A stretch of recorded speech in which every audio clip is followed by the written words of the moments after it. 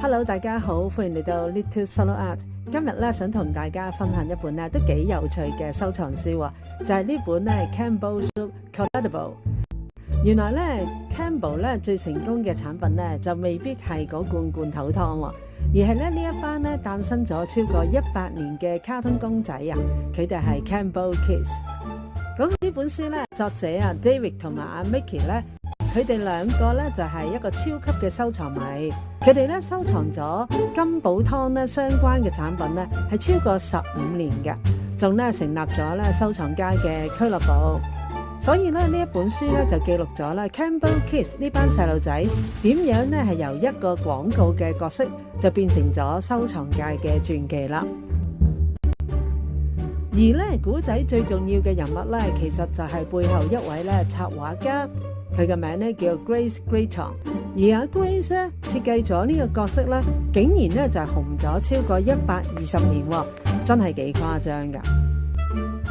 嗱，1905年咧 Campbell 就邀請咗阿 Grace 咧設計廣告嘅角色啦。咁阿 Grace 咧本身咧已經係當年咧好出名嘅兒童插畫家嚟嘅。佢最拿手咧就係畫一啲咧圓碌碌啊、肥嘟嘟啊，令人一見到咧就好中意嘅小朋友嘅公仔。於是咧 Campbell Kids 就係咁樣誕生咗啦。嗱，之後咧 Campbell 咧就發現，哇，原來咧啲人中意呢一班 Campbell Kids 嘅細路仔公仔，仲多過中意睇廣告喎。於是咧就開始瘋狂咁樣咧就係用呢班嘅公仔啦。嗱，呢班公仔咧嘅角色扮演咧變化好大噶，例如咧今日佢做水手啦，聽日做牛仔啦，後日佢做廚師，之後仲變成警察或者甚至咧係做埋軍人。嗱，我一路睇咧就一路諗，呢個咧可能根本就係1905年版嘅迪士尼啊！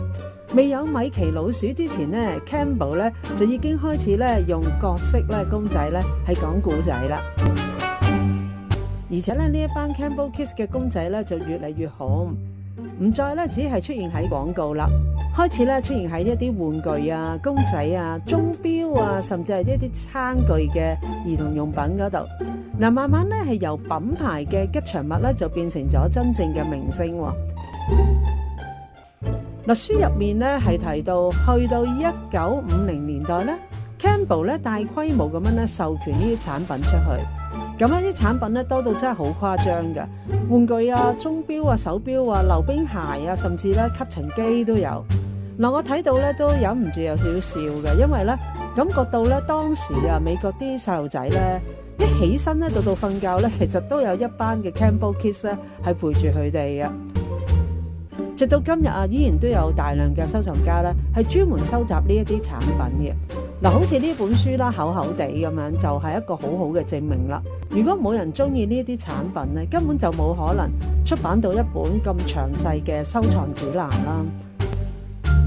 所以咧睇完呢本書之後咧，我最大嘅感受並唔係咧金寶啊 Campbell 啊賣咗幾多罐頭湯，而係阿 Grace 呢一位插圖家咧，佢嘅創意咧到底有幾厲害啊！1905年佢只係畫咗幾個肥嘟嘟嘅小朋友嘅公仔，但係120年之後咧，世界各地咧依然有人收藏呢啲嘅公仔啊玩具嚟做紀念品喎。嗱，最後想問下大家啦，如果要你揀一個最經典、最長壽嘅卡通公仔，你又會揀邊一個呢？歡迎大家喺個留言嗰度分享一下。